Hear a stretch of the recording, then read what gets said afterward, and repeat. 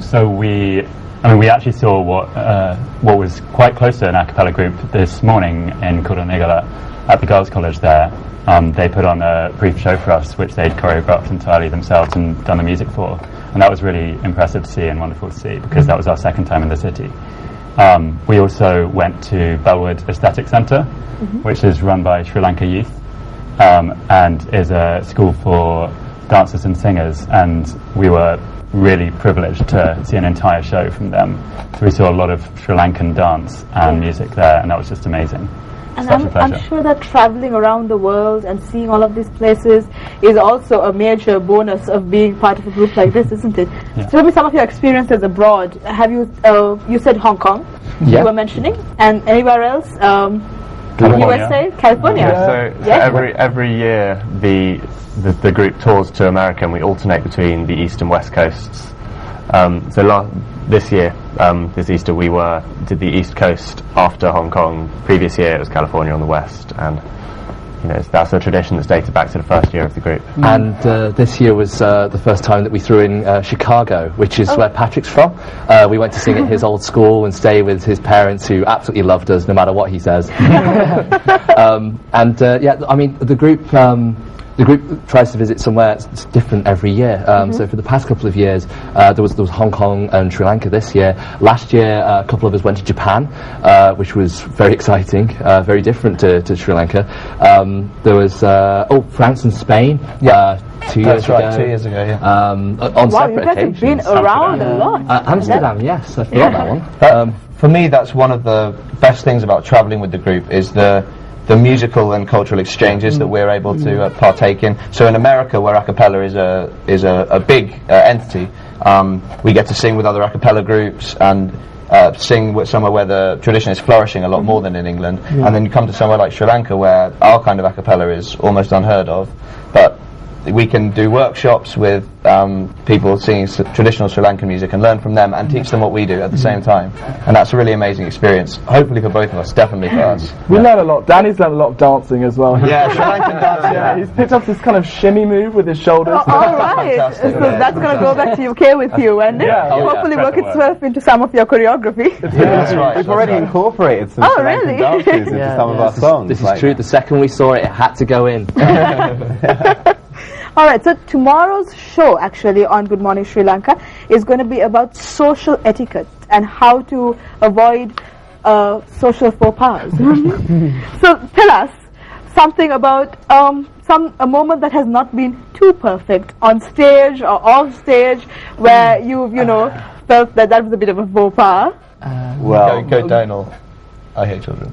Oh my gosh, there was a show. So when we perform at the Edinburgh Fringe Festival, I think you talked about that before, we have a beatbox microphone, which is what Danny was holding when we performed earlier, and we don't have percussion in every song, but the beatboxer was holding the microphone down by his side, and in the silence before this song started, a child started having a tantrum in the audience, a very noisy tantrum, and Donal leans over to the beatboxer and just whispers, "I hate children."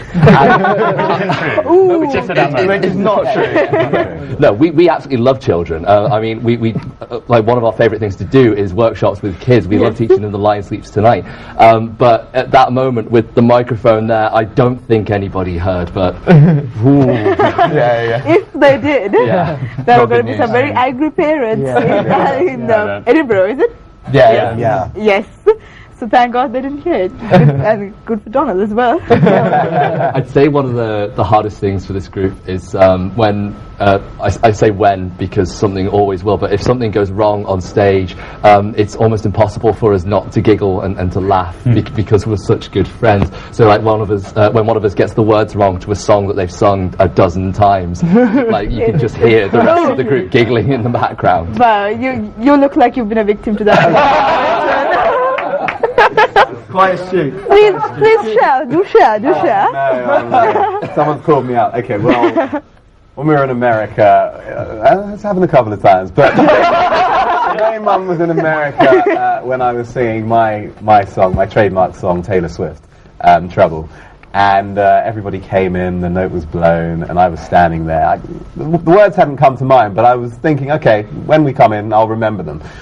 We came in, and I didn't remember them. So I was sort of standing there, they were singing in the background, humming a note, and I was there for about 15, maybe 20 seconds, before I sort of came in on some words. Right. So you rewrote Taylor Swift's song at that moment. Well, you know, some would say the lyrics are now, you know, improved in some way. Of course. It's also very difficult because when this happened, we were standing there singing "Ooh" and trying to be as serious as possible. And when he's just making up the words next to us, saying 1,000 miles ago or something like that, we're just really struggling to keep a straight face. And I'm sure when things like that happen, you really have to be professional, but at the same time you just want to giggle there. Don't catch anybody else's eye. You're instantly. Samo couldn't control himself. I can make anybody I'm laugh. the worst. Oh. But the absolute worst is when someone takes one of those incidents. So I think when Bayo forgot the words, and on a different occasion he sang "Don't You Love Me" instead, and now the other members of the group try and sneak "Don't You Love Me" into as many different songs as they can, like when we're least expecting it. Suddenly "Don't You Love Me" comes out. Don't always. It's great for that. He sneaks it in left, right, and centre, and it always catches me out. I always end up giggling, and because I'm always either singing at the top or at the bottom of my voice, it's very, very audible giggling as well, which is not great for the group, but it's Makes it fun though, right? It keeps it fresh. And once you're, grey and old, because someday you're going to be grey and old, but you're going to think back on these things, right? And they're going to be good memories. We'll watch this interview back and those are the glory days. That's for sure. Maybe YouTube might be outdated by then, but we'll see. Might be. Might be. Yes. Might be. But so, what's in the future for you guys? Now, I asked you about your ultimate career fantasy, but really, I mean, after Out of the Blue, what are your plans? Maybe a few of you can share with us. I think I would love to be sat in your chair. Actually, that's one of my dreams is to do broadcasting. So really, so yeah, maybe that is the road for me. And maybe you can, share the seat with me as they did earlier. But he's actually you can't.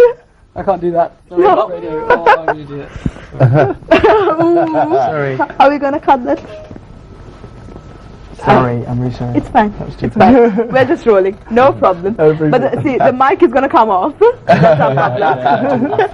There is actually a wide variety. I'm so sorry though, Jack. That would have been fun. It just wasn't meant to And be. it would have been all over the internet, and you would have been popular, and someone would have called you up and said, "Hey, you look good on camera. Come and work for us." That was your moment. That was my moment, and I missed it.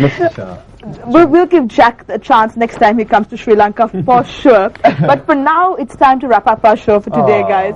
I'm so sorry. This has been so much fun, and I've had a really great time on the show. I hope you've had the same as well. Yeah, definitely. It's been fantastic. It's been really great having Out of the Blue on the show with us, and they'll be flying back to UK very soon, but hopefully they'll be back with us in Sri Lanka another time as well, and we'll get them down to MTV Sports. So till then, make sure you tune in tomorrow for the show on social etiquette, how you're supposed to carry yourself in public. That's going to be a good show as well. Thank you for joining us on Good Morning Sri Lanka. This is Amaya signing out.